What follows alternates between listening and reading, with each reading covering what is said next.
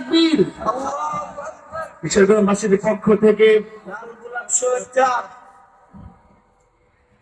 সম্মানিত হাজিরিন, আমরা দেখতেই পাচ্ছি আমাদের মুখে হাসি চলে আসে হযরত থেকে। আমাদের অনাকাঙ্ক্ষিত মেহমান যিনি আমাদের মাঝে মঞ্চে এসে উপস্থিত হয়েছেন। হযরত আলোচনার পূর্বে আমাদের আব্দুল বাতিল সাহেব হুজুর একটা সঙ্গীত পরিবেশন করে শোনাবেন। আসসালামু আলাইকুম ওয়া রাহমাতুল্লাহি ওয়া বারাকাতুহু। মা এবং বাবার নিয়ে আমরা প্রশংসা সুরের মাধ্যমে আমরা শুনবো। মা গো তুমি কত যে দুঃখী, তোমার জন্য এই মন কাঁদে, তোমায় শুধু মনে পড়ে মাগো, তোমায় শুধু মনে পড়ে মাগো, তুমি কত যে দক্ষিণ, তোমার জন্য আমরা যারা শুনতেছি সবার মন কাঁদে, তোমায় শুধু মনে পড়ে মাগো, তোমায় শুধু মনে পড়ে। কষ্টে ক্লানি যত বুকে টানি, লালন করেছ আমার যতন করি, কষ্টের ক্লানি যত বুকে টানি, লালন করেছ আমায় যতন করে, না কে কে নিজেকে না ভেবে ময়, না কে কে নিজেকে না ভেবে ময়, আমায় নিয়ে শুধু ভাবতে, তোমায় শুধু মনে পড়ে মাগো, তোমায় শুধু মনে পড়ে। ঝড় বৃষ্টি রাত আমাকে নিয়ে আঁচলের ভিতর বুকে চেপে রাখিতে, ঠিক ঝড় বৃষ্টির রাতে আমাকে নিয়ে আঁচলের ভিতর বুকে চেপে রাখিতে, তোমারই মতন মানি যে আপন, তোমারই মতন মানি যে আপন, তোমায় বেশি মনে পড়ে, তোমায় শুধু মনে পড়ে মাগো, তোমায় শুধু মনে পড়ে। তোমার স্মৃতি গো মায়া মালিকা সইতে পারি না মাগো হারিয়ে তোমার, তোমার স্মৃতি গুলো মায়া মালিকা সইতে পারি না মাগো হারিয়ে তোমায়, সন্তান আড়াল হলে পতি বেরিয়ে গেলে, সন্তান রাগ করলে পতি বেরিয়ে গেলে, পাগল হইয়া সন্তানকে মাই খুঁজতে তোমায় শুধু মনে পড়ে মাগো, তোমার স্মৃতি মনে পড়ে। সকলে বলেন আলহামদুলিল্লাহ। অনেক রোগ হয় সংক্ষিপ্ত, আমি সংক্ষিপ্ত বলছি, আরো কয়েকটা করে দিয়েছি। এই জন্য আমাদের মাঝে যিনি কোরআন এবং হাদিসের অল্প সময় নসিহত করবেন, হুজুরের আরেকটা প্রোগ্রাম আছে আমাদের দোষা নিয়ে, কিন্তু যাইতে হবে, ওয়াজ করুক আর না করুক, কিন্তু যাইতে হবে। এই জন্য এই হজরতের জবান থেকে আমরা অল্প সময় যে আলোচনাগুলো শুনবো, এবং যারা হজরত উলামায়ে কেরাম এখনো বাকি আছেন বয়ান করবেন, প্রত্যেকের বয়ানগুলো আমরা শুনিয়া এবং শোনার মতন নিয়ত নিয়া এবং আমলের নিয়তে আমরা যেন এই নসিহত গুলো শুনি। আমরা শুনলাম কিন্তু আমলের নিয়ত নেই, এটা হলে এই ওয়াজ নসিহত, এই নসিহত গুলো শুনিয়া কোনো লাভ হবে না, এর জাগ্রত রাখিয়া লাভ হবে না। সকলেই আমাদের একটাই নিয়ত রাখতে হবে, আমরা যেন হযরত উলামায়ে কেরামের জবান থেকে কোরআন এবং হাদিসের নসিহত গুলো শুনিয়া যেন আমল করতে পারি। আল্লাহ পাক সুবহানাহু ওয়া তাআলা আমাদের সকলকে তৌফিক দান করুন। হযরতের মূল্যবান নসিহত করার জন্য বিনম্রভাবে অনুরোধ জ্ঞাপন করছি।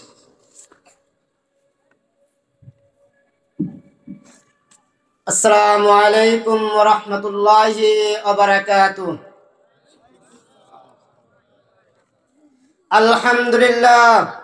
আলহামদুলিল্লাহি ওয়া কাফা ওয়া সালামুন আলা ইবাদিহিল্লাযীনা ইসতাফা ওয়া নাশহাদু আন লা ইলাহা ইল্লাল্লাহু ওয়াহদাহু লা শারীকা লাহু ওয়া নাশহাদু আন্না মুহাম্মাদান আবদুহু ওয়া রাসূলুহু সাল্লাল্লাহু আলাইহি ওয়া সাল্লাম তাসলিমান কাসীরা।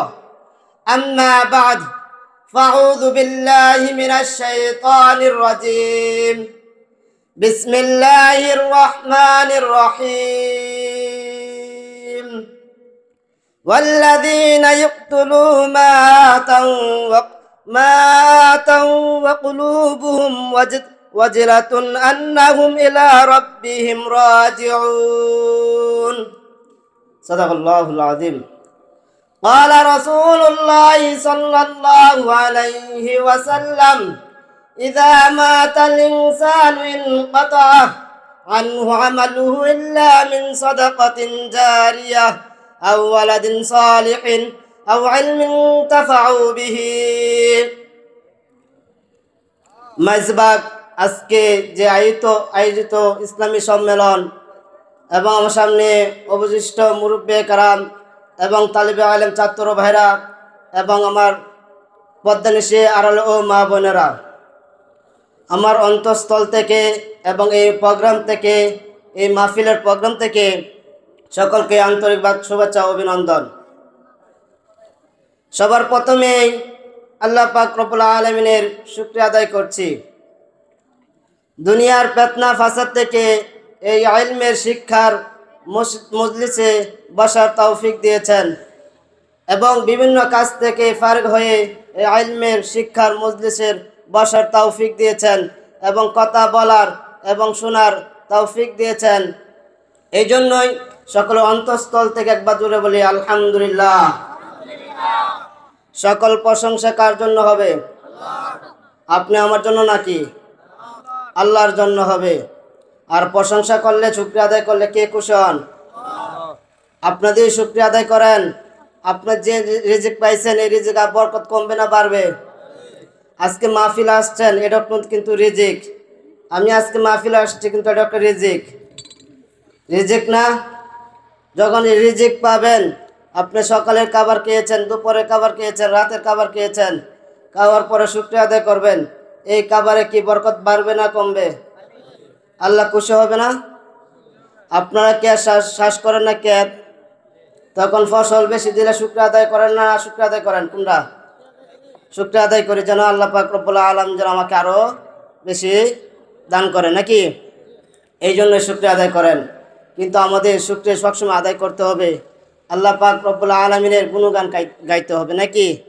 এই দুনিয়াতে আসছি কিসের জন্য? মানুষের গোলামি করার জন্য আসছি? না আল্লাহর গোলামি করার জন্য? আপনি আমার গোলামি করবো না আল্লাহর? মসজিদগুলো পাকা থাকে কেন? মঞ্জি প্রশ্ন করি, মসজিদ পাকা থাকে কেন? কেউ উত্তর দিতে পারবেন? কেউ উত্তর দিতে পারবেন না। ধরেন মসজিদ দুইটা কাতার, 5 ওয়াক্ত নামাজ পড়লে প্রথম কাতারও কি নামাজ ফিল আপ হয় নাহলে হয় না? এরকম আছে না মসজিদ? আছে। নাহলে আপনাদের দুনিয়াতে কিসের জন্য পাঠিয়েছে?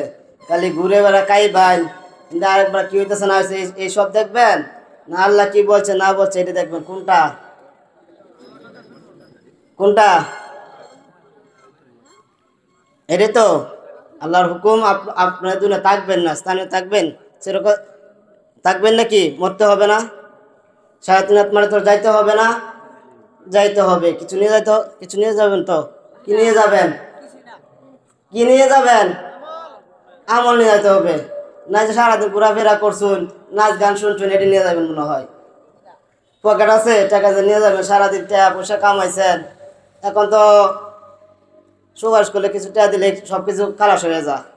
কিন্তু আল্লাহর কাছে এরকম নাই। যত টাকা নিয়ে যান, কাফনের পকেট নাই, কোনো সুবাস আসবে না। আপনার অন্তর ভিতরে দেখতে হবে আমল আছে নাকি, সেটাই দেখবে নাকি? টাকা পয়সা দেখবে? আপনার বাড়ি কটা, ঘর কটা, কি করছেন না করছেন দুনিয়াতে, এই সব দেখবে না, দেখবে শুধু আমল। কে দেখবে? আমল দেখবে। 5 তলা বিল্ডিং করছেন, 5 তলা বিল্ডিং নিচে তাকেন, কি আরামে তাকেন না? টিনে ঘর করছেন, ঠান্ডার দিন আছে, ঠান্ডা তো লাগবে স্বাভাবিক। গরমের দিন হলে একটু সুবিধা, আর ঠান্ডার দিন হলে অনেক কষ্ট হয়ে যায়। কষা পড়ে নাকি? কষা পড়ে না? তাহলে এই জন্যই দোস্ত হুজুরগণ দিন আল্লাহ পাক রব্বুল আলামিন দুনিয়াতে পাঠিয়েছেন আল্লাহর হুকুম পালন করার জন্য, নামাজ পড়ার জন্য, সব কিছু পালন করার জন্য। এখন যে আপনারা পালন যদি না করেন, আল্লাহর সামনে কি নিয়ে দাঁড়াবেন? আমল নিয়ে দাঁড়াতে হবে। গুনার বোঝা নিয়ে দাঁড়ালে তো দুর্যোগে যেতে হবে, দুর্যোগে যেতে হবে না? যাই হোক, আপনাদের সামনে একটি কোরআন কারীম ইরশাদ করেছি আল্লাহ পাক রব্বুল আলামিন। এই কোরআন কারীমের তরজমা ইনশাআল্লাহ আমি যতটুকু পারি সময় যতটুকু আছে, আমরা আরেকটি প্রোগ্রামে যাইতে হবে। 30 সাল থেকে মাগরিবের মাগরিব পরে 30 সাল গিয়ে পড়ছি, আরেকটি প্রোগ্রাম করে আসছি 30 সাল গফরগুড়ি মনে হয় এলাকার নাম গফরগুড়ি। কিন্তু প্রোগ্রাম করে আসছে, বসলাম আপনাদের উদ্দেশ্যে, এনায় বসলাম, বসে খাওয়া দাওয়া করলাম। এখন আমার এই প্রোগ্রাম থেকে আরেকটি প্রোগ্রাম যাইতে হবে, আর যে আমার তো কণ্ঠ নাই। আমার কি কণ্ঠ আছে? কণ্ঠ দিয়ে মজ করি না, যতটুকু পারি ততটুকু আপনাদের বুঝিয়ে ইনশাল্লাহ বিদায় নিবতে। আল্লাহ পাক রব্বুল আলামিন কোরআন কারিমে ইরশাদ করেছেন, এবার কি আমি হাফেজও না, কথা বুঝছেন, শুধু মাওলানা। আমার জন্য দোয়া করবেন যেন আল্লাহ পাক রব্বুল আলামিন ফাঁকে প্রোগ্রামের ফাঁকে সময়ের ফাঁকে যেন আমি কোরআন মুখস্থ করতে পারি। আমার জন্য দোয়া করবেন। والذين يقتلون ما وقلوبهم وجلة أنهم إلى ربهم راجعون। এবং যারা যা কিছু দান করেছেন, দান করার সময় আপনার ভিতরে ভয় থাকতে হবে যে তাদের প্রতিপালকের কাছে ফিরে যাইতে হবে। আপনি দান করলেন, মসজিদ হোক, মাদ্রাসা হোক, বিভিন্ন কাজে দান করলেন, এর ভিতরে আপনার ভয় থাকতে হবে। আপনার কি ভয় থাকতে হবে? আমার তো আল্লাহর ডাকে সাড়া দিতে হবে, আল্লাহর কাছে যাইতে হবে। আমি দান করলাম, আজকে মাদ্রাসা মসজিদে দান করলাম, আপনার ধরেন আপনার মসজিদে 500 টাকা দান করলেন, করার পর আপনি মসজিদ দান করার পর 500 টাকা বসলেন, বসার পরে আপনি বললেন, একজনকে বললেন, ভাই আমি তো আজকে মসজিদে 500 টাকা দান করেছি, দেখবেন আরেকটি শয়তান ওয়াসওয়াসা দিবে, ভাই তুমি কর, মসজিদে মাদ্রাসা ছাত্রদের ব্যবসা শুরু করে দিয়েছে। এই কথা বলে না, চাষ্ট হয় না নাকি? হয় না? আপনি দান করলেন, ভালো কথা দান করলেন, কিন্তু দেখবেন আপনি যখন বলবেন তখন দেখবেন আর একটা জন বলবো, আপনি যে মাদ্রাসা দান করলেন, মসজিদে দান করলেন, এটা তো হুজুরা খেয়ে ফেলবে, মসজিদের কমিটির যারা আছে তারা খেয়ে ফেলবে। এরকম হয়, আলোচনা হয় না নাকি? হয়তো আপনার এলাকা আছে নাকি? আছে, কিন্তু আছে, আমি শুনি মাঝে মাঝে। আমি নান্দা থাকি তো, আমাদের তো গ্রাম তো নান্দালে, তখন অনেকে বলে, হুজুর আপনি এই বিষয় নিয়ে আলোচনা করবেন, যেন যাবেন দান বিষয় নিয়ে আলোচনা করবেন। আমি যে দান করে যদি যাই এক জায়গা, তখন কে কই গেছিলে? দান করে আসলাম। তখন আমরা বলে হুজুরা তো এখন ব্যবসা করতেছে, ছাত্রদেরকে নামাই দিছে, মসজিদের কাজ করার জন্য নামাই দিছে। হায় রে বেটা, এই যে মসজিদগুলো হচ্ছে, মাদ্রাসাগুলো হচ্ছে, কাদের টাকাতে হচ্ছে? সরকারের টাকাতে হচ্ছে না আপনাদের এলাকার সাহায্য দাঁড়াতে হচ্ছে? কোনটা? আপনারা যে মাহফিল করলেন, এই মাহফিলের টাকা কোথা থেকে আসলো? আপনারা তো দিয়েছেন। মানুষের 5 টাকা হোক, 2 টাকা হোক, 1 টাকা হোক, আপনারা দিয়েছেন। এই মসজিদ নির্মাণ করছে, এই টাকা কে দিয়েছেন? আপনারা দিয়েছেন। 5 টাকা হোক, 2 টাকা হোক, 3 টাকা হোক, দিয়েছেন তো? দিয়েছেন। কোনোদিন শুনছেন অনুদান আসছে? কোনো আজকে এই এই এলাকাতে একটি মসজিদ হবে, সরকার থেকে কত টাকা বাজেট আইছে, অনুদান আইছে? আসে নাই? আছে? মাদ্রাসা করবে, মহিলা মাদ্রাসা করবে, কোনো টাকা আছে? টাকা দিচ্ছে সরকারে? আপনারা কাছ থেকে ভাই 5টা টাকা দাও, 10টা টাকা দাও, কাছে গিয়ে চা দেওয়ার জন্য চাইতো নাকি? তো বসে থাকে, ওদের কাছ থেকে আনতে হবে, আমাদের মসজিদের কাজটা অতটা বাকি রয়েছে, এই কাজটা করতে হবে, এরকমই তো। তাহলে আপনারা দান কেরাত করেন, আপনি এর ভিতরে যদি সন্দেহ থাকে, তাহলে এই দান কবুল হবে না? না হবে? কবুল হবে না, সন্দেহ থাকতে হবে না। আপনি দিবেন না, যে মসজিদে দিয়েছে, আমি যে নিয়তে দিয়েছি, আল্লাহ পাক রব্বুল আলামিন কি এই দানটা কবুল করবেন। আর আপনার ভিতরে যে সন্দেহ থাকে, তাহলে এই দানটা কবুল হবে না, এই দানটা কবুল হবে না। এই জন্য আমি বলি সন্দেহ করবেন না। এবং আরেকটি ভাইকে বাহ দিবেন, এই ভাইটা 5টা টাকা দিছে, আপনারা বাবারে ভালো লাগে দিছ, সব হবে, আখেরাতে কামিয়াব হবে, আপনার তোর জন্য নামাজ পড়ে দোয়া করবে, বাহ দিতে হবে। এখন আপনি বলে দেন, দিলেন, ব্যবসা করতে কত কিছু করতেছে, তাহলে তো এটা হবে না। হবে? হবে নাকি? হবে না। আপনি দান কেরাত করেন, যত টাকা করেন এই মসজিদের কাজের জন্য। আপনি মসজিদে ইমাম প্রতিষ্ঠাও আছে, তারা বেতন কোথা থেকে আসে?